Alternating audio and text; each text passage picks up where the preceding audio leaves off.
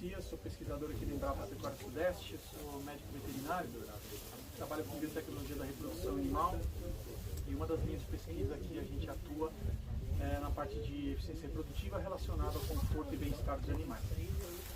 Meu nome é Patrícia Santos, eu sou pesquisadora na área de pastagens e hoje tenho trabalhado muito com algumas equipes que trabalham com a parte de inteligência artificial.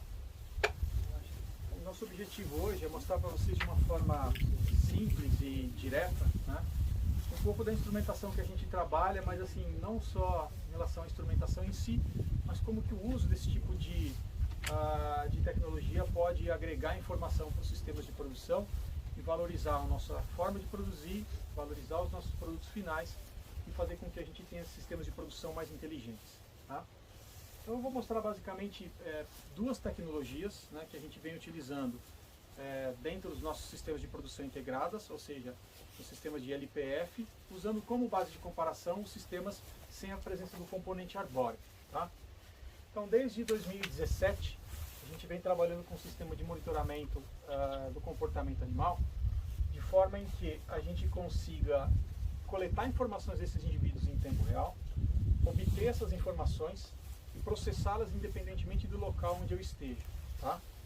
Então esse sistema de informação, ele é formado basicamente por sensores que são acoplados ao animal. Então nesse caso a gente tem os animais portando colares, e nesses colares vão embarcados dois tipos de sensores, um sensor acústico e um acelerômetro, né, que basicamente é um sensor triaxial. Tá? Esses sensores, eles captam informações individuais, ou seja, cada animal porta um sensor e o sensor responde pela coleta de dados do indivíduo. E esses dados eles são transmitidos a bases que ficam nos nossos centros de manejo de cada uma dos subsistemas de produção que a gente tem aqui nessa área de 30 hectares. Conforme os animais passam no raio de atuação do sensor, tá, do captador, esses sensores captam as informações desses colares e conversam entre si através de uma rede que está integrada, sendo que um dos pontos da rede ele é coligado à internet e, portanto, eu recebo essas informações em tempo real. Tá? Que tipo de informação esse sensoriamento me dá? Ele me dá o tempo de deslocamento dos animais dentro do sistema, o tempo de ócio e o tempo de ruminação. Tá? Por que isso é importante? Do ponto de vista mercadológico, sensoriar os animais é importante porque, né, vamos pensar em mercado externo, tá? Mercado de carne. Os nossos exportadores e uma parcela cada vez maior também dos nossos consumidores internos se preocupa cada vez mais com a forma que os animais de produção são mantidos nos sistemas e como eles são produzidos. Se eles têm uma questão de bem-estar e de conforto dentro do sistema que a gente arquiteta e submete aos animais.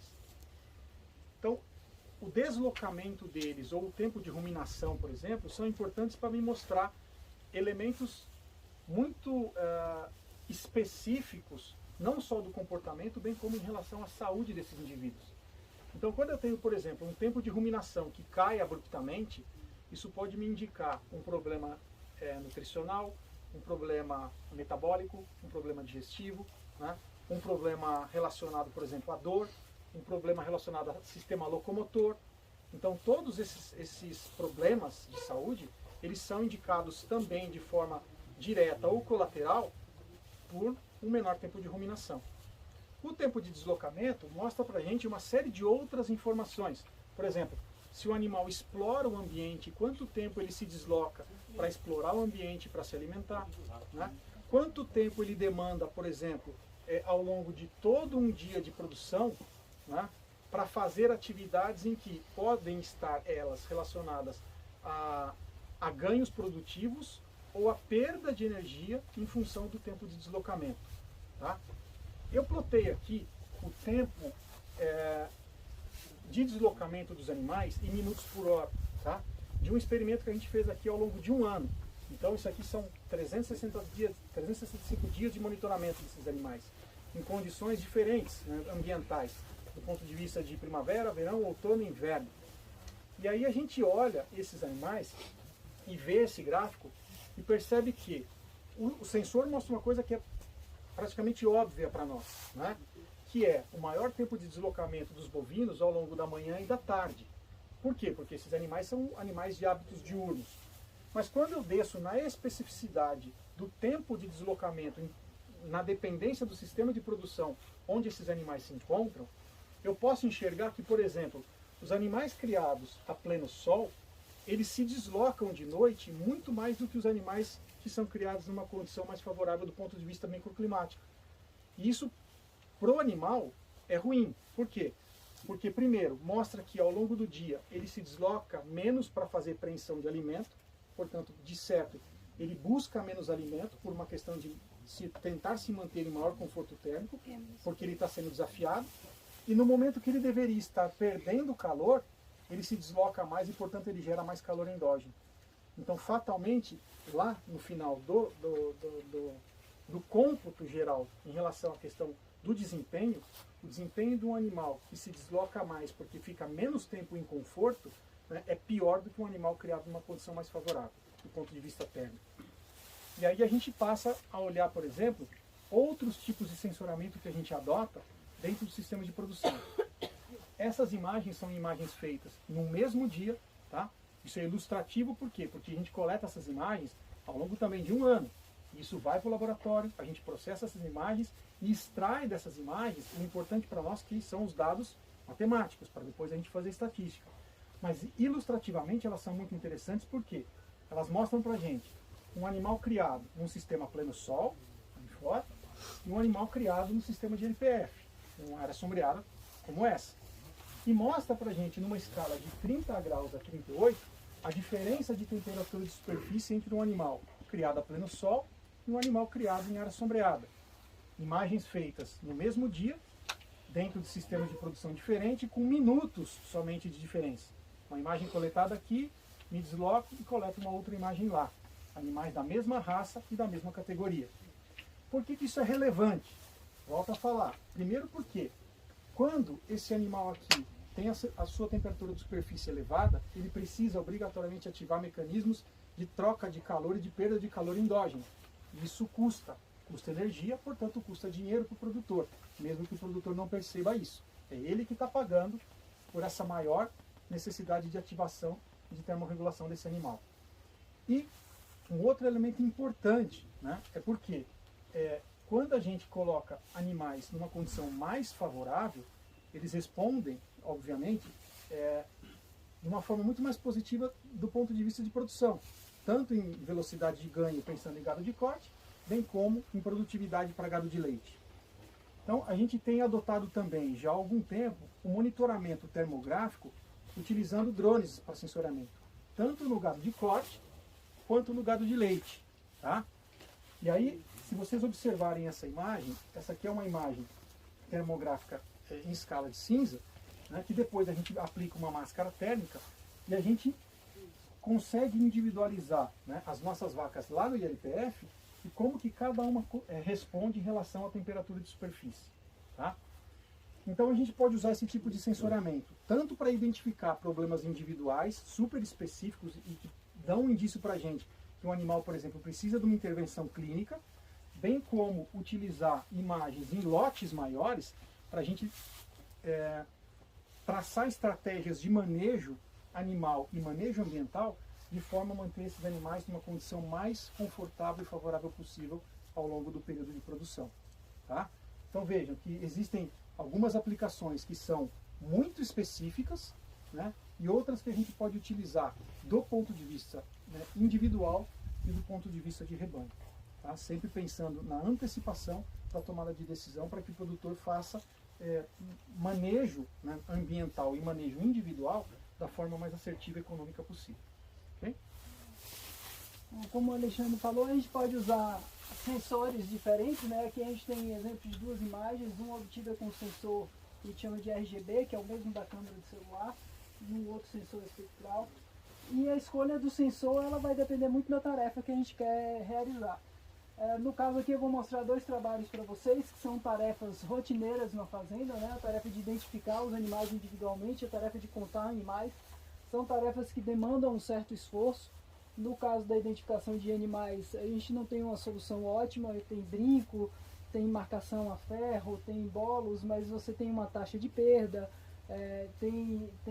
pode prejudicar a qualidade do couro do animal, então tem uma série de dificuldades em torno da identificação do animal, você não consegue enxergar o número, tem erro na hora de fazer a leitura.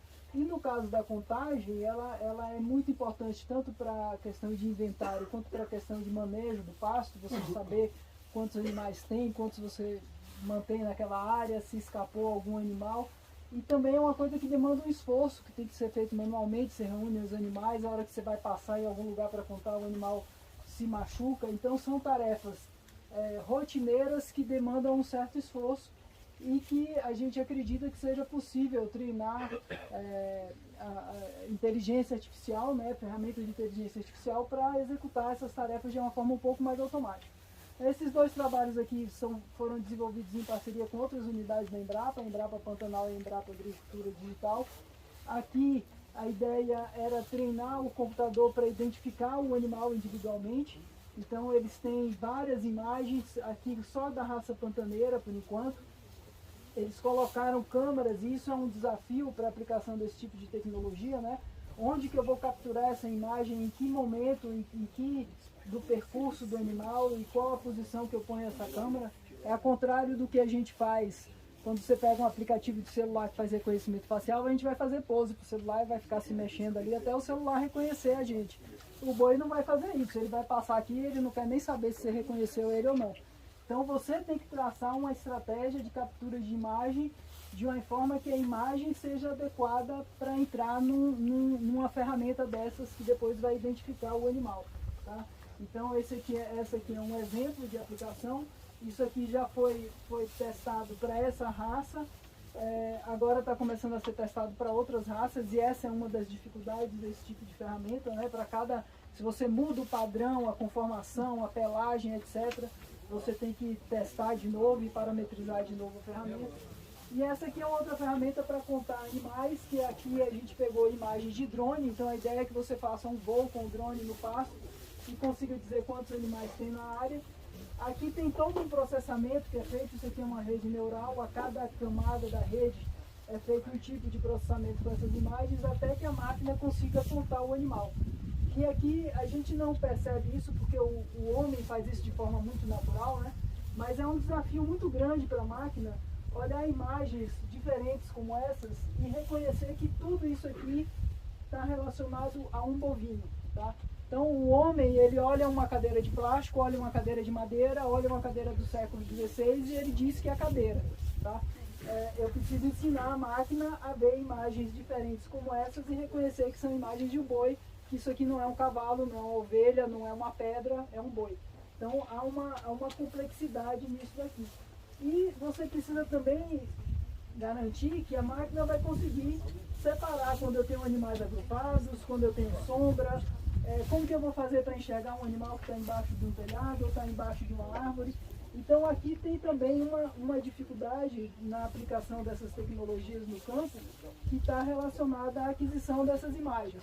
Você tem um ambiente luminoso que muda, isso interfere na qualidade da imagem. Então isso aqui tudo precisa ser estudado, qual é a altura do voo, como que eu ponho lá, como que eu regulo a questão de luz na imagem, como que eu vou fazer, eu vou usar uma imagem, uma câmera que pega a imagem de forma oblíqua para pegar os animais que estão aqui escondidos. Então tem uma série de detalhes que estão sendo trabalhados, né? O animal se movimenta no pasto, então eu estou fazendo voo com o drone, daqui a pouco ele sai de um lado e vem para o outro e você acaba contando o animal duas vezes. Como que isso tudo vai ser feito? Isso faz parte do escalonamento de uma solução desse tipo para o uso no ambiente real. Mas o primeiro passo está sendo dado, que é treinar a máquina para identificar que isso aqui é um boi e contar. Tá? Então a gente começa por aí. A gente fica agora à disposição para responder as perguntas de vocês.